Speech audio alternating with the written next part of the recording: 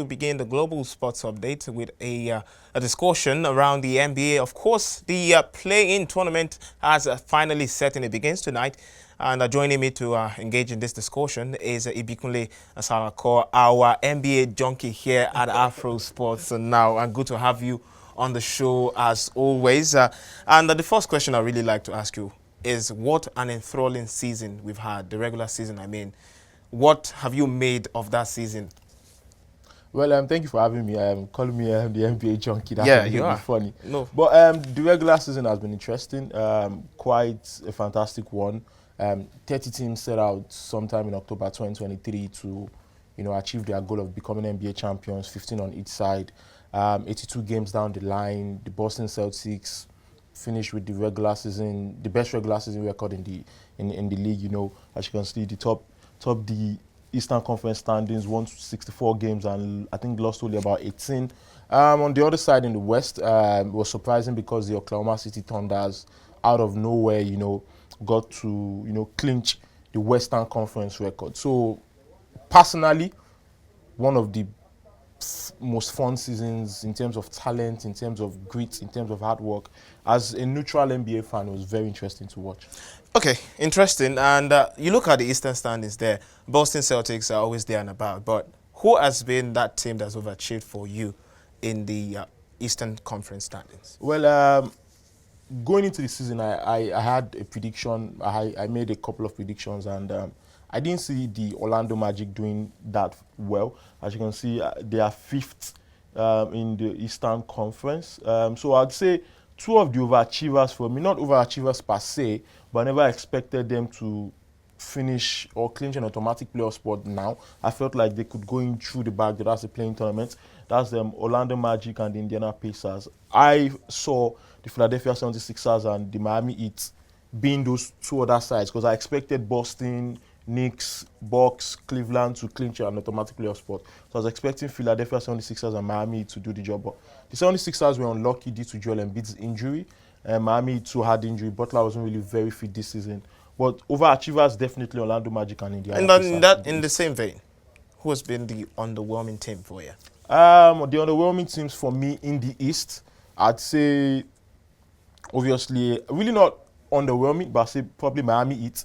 The Heat really, last season they also had to, stay in through the playing tournament. So I expected this season, I expected them to come out flying, this season, but they've not really done that.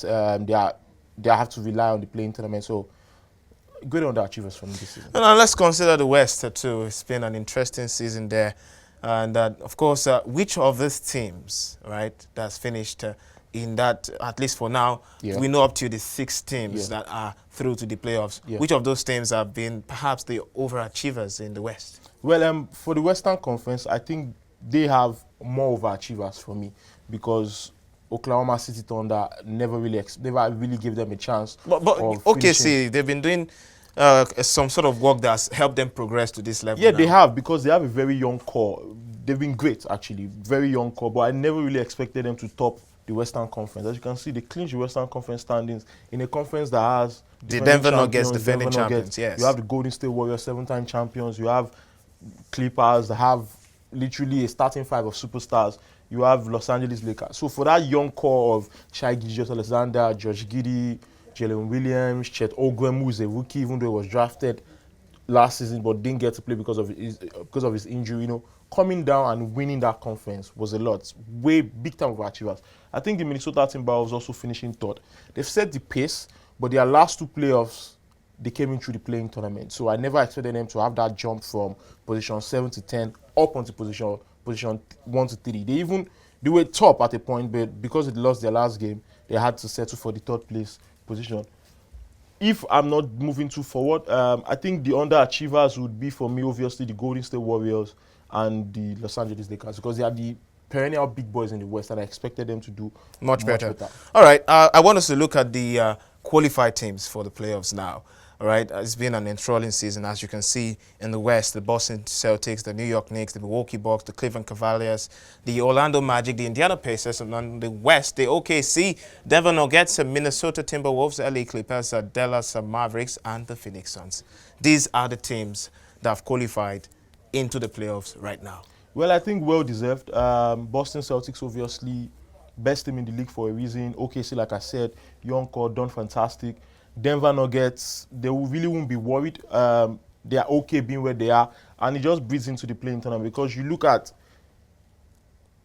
I think the playing is going to be wild this season because you have on the East, you have Philadelphia 76ers and Miami Heat who are gunning for the 7th seed. Whoever loses in that matchup has the opportunity, another opportunity to play whoever wins between the Chicago Bulls and the Atlanta Hawks for the 8th seed. On the West, you have the Pelicans who I felt did very well this season. They were just very unlucky to drop the last day of the regular season, dropped from 6th to 7th. You know, the Pelicans up against the Lakers who finished 8th for the 7th seed, and whoever wins in that matchup gets through as the 7th seed. Whoever loses gets to play the winner between the Kings and the Golden State Warriors. Yeah, it's delicately poised. But just before I let you go, I want you to inform those watching who do not know what the playing tournament is all about. What really is the playing tournament in the NBA? Well, it's just basically like a mini postseason tournament series, just a mini tournament where it was brought in about 2019-2020 season. Normally, top 8 teams in the NBA get to go through to the playoffs, but Adam Silver and the decision makers in the NBA felt like, oh, let's give the fans more. So from position 7 to 10, they get to compete in a mini tournament where 7 and 8, whoever wins gets the automatic 7th seed. The loser waits for a day, gets to play the winner between position 9 and 10, who clinches the 8th seed. So it's just basically a mini tournament that gives more fun, more enthralling action, more competitiveness to the NBA. Yeah, you told us what to expect already. More fun, more enthralling action, and we look forward to the playing tournaments now. A sleepless night for many NBA lovers. Thank you very much, Ibikunle Salako, for always being here. Thank you for having me.